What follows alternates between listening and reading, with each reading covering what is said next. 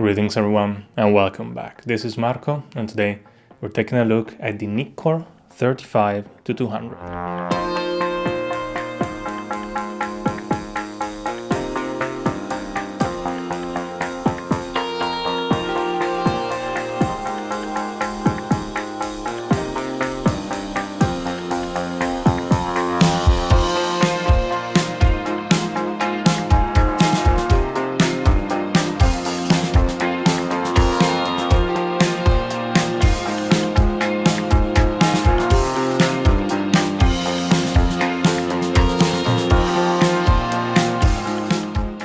Between the 70s and 80s, zoom lenses were rising in popularity, and after 3 years of development, Nikon released the 35-200mm in 1985. Allegedly, it was a technological marvel at the time, created with the aid of rapidly improving computer processing, allowing manufacturers to push the boundaries of what was previously possible. Let's take a closer look. The lens is made out of metal and hard plastic. It weighs around 700 grams, it is 11.9 to 17 centimeters long, and it has an external diameter of 70 mm with a 62 mm front thread. The iris has 7 blades, the aperture is clicked and it goes from f3.5 at 35 mm or f4.5 at 200 mm to f22 without half steps. It uses a push-pull zoom and focus.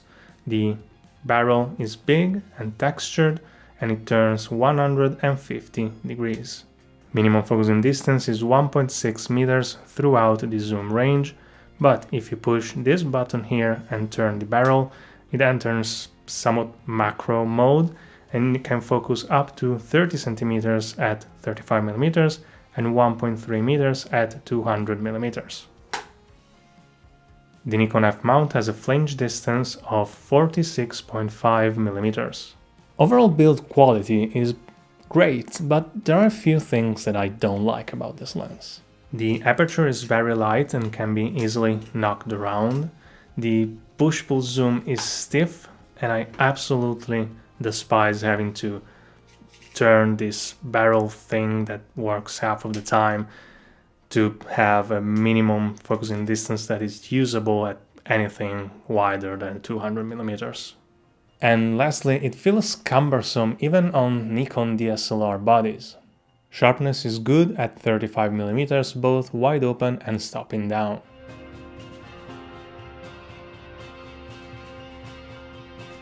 At 200 millimeters it is quite bad wide open, but it improves a lot stopping down. Chromatic aberration is present at all apertures, but rarely distracting. Colors are neutral and saturation is a bit muted, but it has good contrast.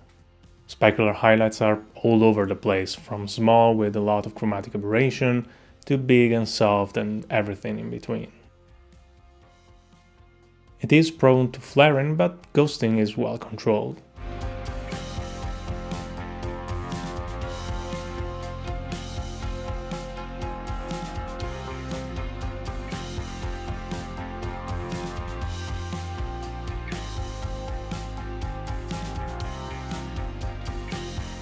And here you can see how much it distorts. And now, as usual, let me show you some samples.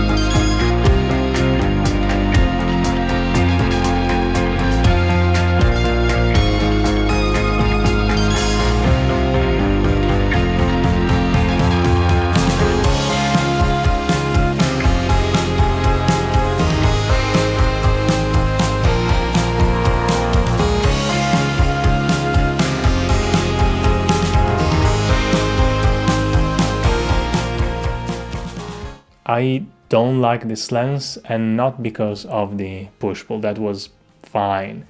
The main reason is that it is annoying to use. I could deal with the softness at 200mm, but not with having to engage macro mode every time I'm not shooting a landscape. Image quality is mostly good, although it lacks a little bit of character, but it is just so annoying to use.